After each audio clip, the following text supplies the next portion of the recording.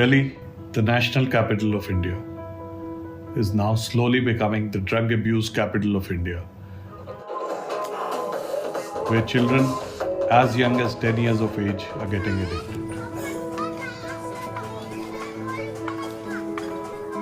जब छोटा था मैं तो 10 रुपए का इतना सारा मिलता था और आज के टाइम में ये 100 रुपए का इतना मिलता है कि एक ही सिगरेट पी पाता है बंदा। कि ये इतना महंगा हो गया है कि लोग बाग अपने घरों का खर्चा नहीं चला रहे, इसका खर्चा चला रहे। कम उम्र के बच्चों में तेजी से बढ़ते हुए ड्रग अब्यूज और इसकी समस्या और इसके कारण को समझने के लिए साल 2022 में एक सर्वे किया गया। करीब 50% बच्चों ने, स्टूडेंट्स ने ये माना कि वो टोबैको, अल्कोहल जैसे किसी ड्रग्स का सेवन करते हैं और इसका मेन कारण है कि इसका आसानी से उपलब्ध होना। वहीं 48% बच्चों ने यह भी माना कि उन्होंने किसी न किसी पदार्थ का जो सेवन किया है उसमें सबसे कॉमन टोबैको अर्थात गुटखा या सिगरेट और अल्कोहल है। 9% बच्चे उन्होंने किसी न किसी सब्सटेंस का अब्यूज 10 वर्ष की आयु से भी कम उम्र में किया है। करीब 50% बच्चों का मानना है कि टोबैको, अल्कोहल जैसे ड्रग्स बहुत आसानी से मिल जाते। वहीं 48% स्टूडेंट्स ने यह भी कन्फेस किया कि उन्होंने कम से कम किसी एक टाइप के ड्रग्स का यूज कभी ना कभी जीवन में किया है। क्योंकि ड्रग अब्यूज से न केवल वो बच्चा प्रभावित होता है बट उसके जितने भी इमीडिएट परिवार वाले हैं, माँ बाप, भाई बहन, दादा दादी, उन सबका जीवन अस्त व्यस्त हो जाता है। तो ये ड्रग अब्यूज या कोई भी इंटॉक्सिकेटिंग सब्सटेंस लेने से कितने इसके लॉन्ग टर्म इफेक्ट्स होते हैं, ये बहुत ही नजदीकी से देखा है। एडिक्शन के केसेस में बच्चों की मदद करने के लिए पेरेंट्स और टीचर्स एक इम्पॉर्टेंट रोल प्ले करते हैं। उसके अलावा हमें लोगों को जागरूक करना होगा, उन्हें सब्सटेंस अब्यूज के इल इफेक्ट्स के बारे में बताना होगा, रिस्पॉन्सिबल रोल मॉडल क्रिएट करने होंगे और सबसे बड़ी बात, ड्रग एडिक्टेड बच्चों को समझना होगा। जो ड्रग्स का सेवन करता है वह व्यक्ति तो वास्तव में विक्टिम है, वो दया का पात्र है। उसको हमको ट्रीटमेंट देना है, उसको हमको हॉस्पिटल में ले जाना है और वो ड्रग की समस्या से कैसे जुड़ गया उसके बारे में उसका निराकरण करना है।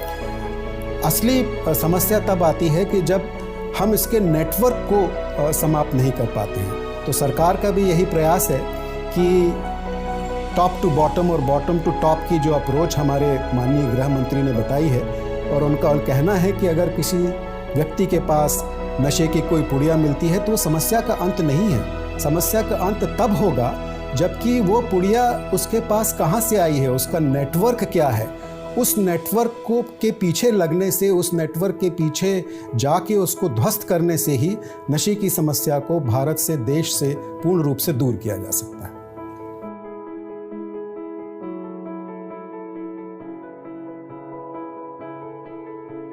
स्टेयर्स अगेंस्ट ड्रग्स एक नया प्रोग्राम, नई इनिशिएटिव जो हम लोग देश के लिए लेकर आए हैं, देश के युवाओं के लिए लेकर आए हैं। हम लोग उसके संबंध में आज एक दूसरे के साथ रूबरू हो रहे हैं और बातचीत कर रहे हैं।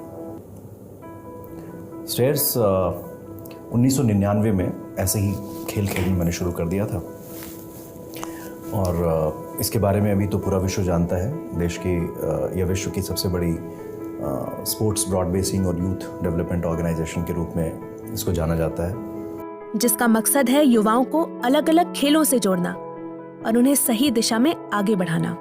I came to know about this campaign which has been launched against drugs by STAIRS and I thought I should be a part of it. STAIRS stands for Society for Transformation, Inclusion and Recognition through Sports. Here we believe in every child's right to play. And under STAIRS against drug, we believe in Nasha Mukt Bharat. It's a need of the country, it's a need of the government, it's a need for the youth, and it's something in which unless all of us are involved together, we cannot have the drug menace eradicated. It's not just this generation, we have been seeing this in our generation also, but the kind of a drug availability was very limited that time. So what you would do is that you would just go and smoke. Even if you smoke, you will get to know that your parents have come to know, so you will do something different. Liquor was something which was like a very big thing, which has become a norm now. And now drugs are easily available, and then there are people who are making this as a business, and therefore you have to be very careful about it. So now the children are getting, the moment they get any sort of a problem and they are not able to be very happy in the circumstances that they are in, they just go and reach out to what's available, and drugs are very easily available. And therefore when they get it, so they get, and the first time that they consume it, and they get a kick which is like, wow, this is great. I mean, I am totally relaxed. I don't have any pain. I've forgotten everything. And he's in a very happy state and he thinks that he has done a great thing. But when it gets repeated, he does the second time or a third time, it's not. He doesn't get the same feeling again. And so he needs another. So that is where the problem happens. इस मुहिम के तहत drug abuse को भारत से eradicate करने के लिए हमने स्ट्रैटेजिक इंटरवेंशंस बनाए, जिसमें अलग अलग तरीके से हम लोग ड्रग फ्री इंडिया गोल की तरफ काम कर रहे हैं. The judiciary undoubtedly plays a crucial role in controlling drug abuse. There is no second thought about it, and they do it through various measures aimed at prevention, rehabilitation, and enforcement.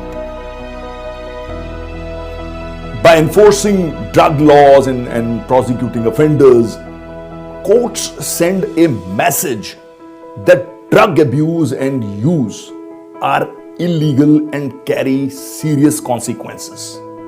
Yes. But, personally I feel that the courts of law should be known more as the courts of sensitivity and justice than the courts of reprimand and verdicts. No doubt that illicit drug traffickers and traders should be dealt with sternly. No doubt about it. But its users, meaning the drug users or let's say addicts, ought to be considered as victims and not offenders. Not offenders.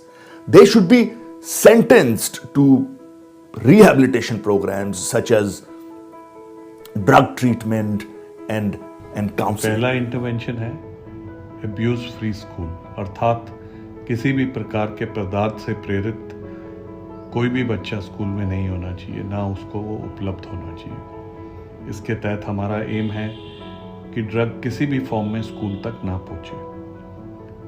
सारे stakeholders, school management committees, social sector experts और enforcement agencies, हम सबको इकट्ठे काम करके ये ensure करना होगा कि किसी भी तरह का पदार्थ, ड्रग, वो स्कूल तक ना पहुंचे.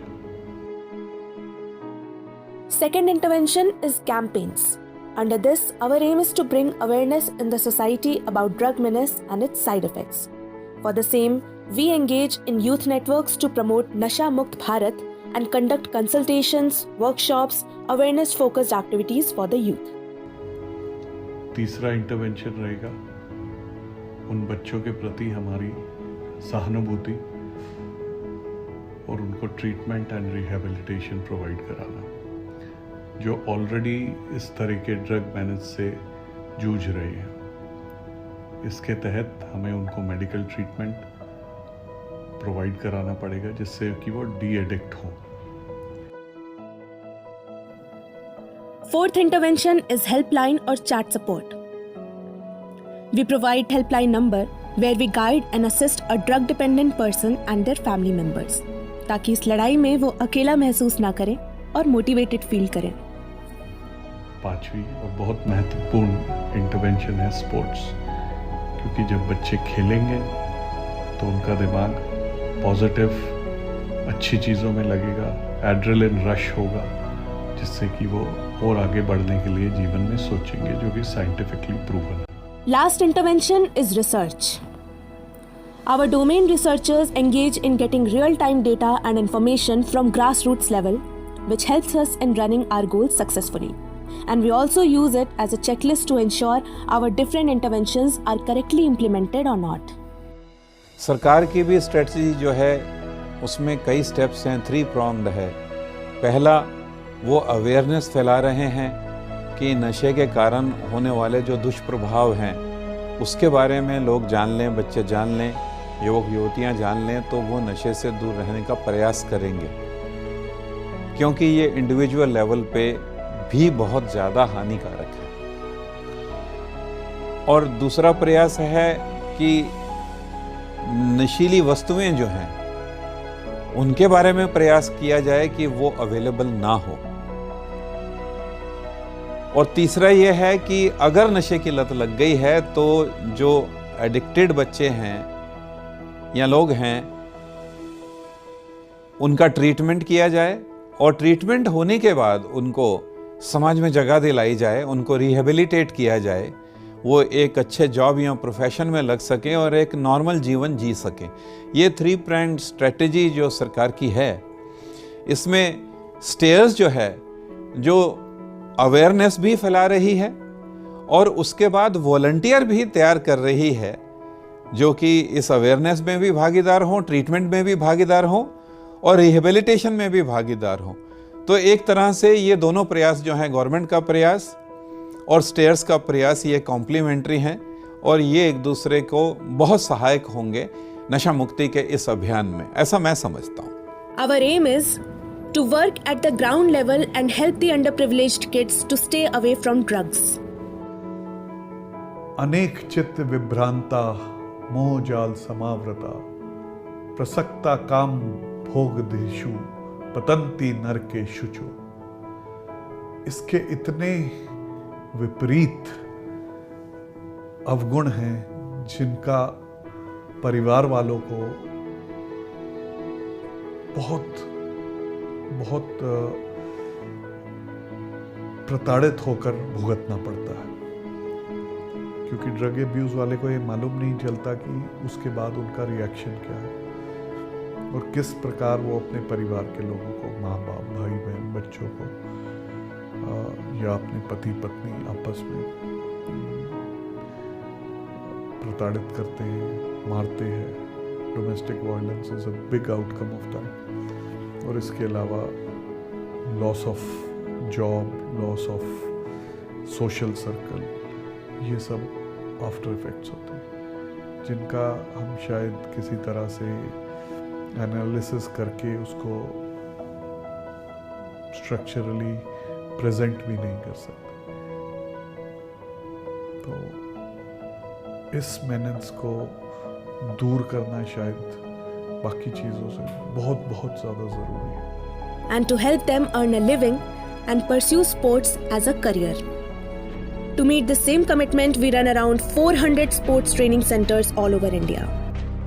स्टेयर्स के युवाओं और खेल के क्षेत्र में महत्वपूर्ण योगदान की सराहना करते हुए इस संस्था को 2016 में राष्ट्रपति द्वारा राष्ट्रीय खेल प्रोत्साहन पुरस्कार से भी सम्मानित किया गया। और इसके अलावा federation of Indian chambers of commerce and industry अर्थात फिक्की पिछले 2 वर्षों से लगातार इनको अवार्ड दे रही है।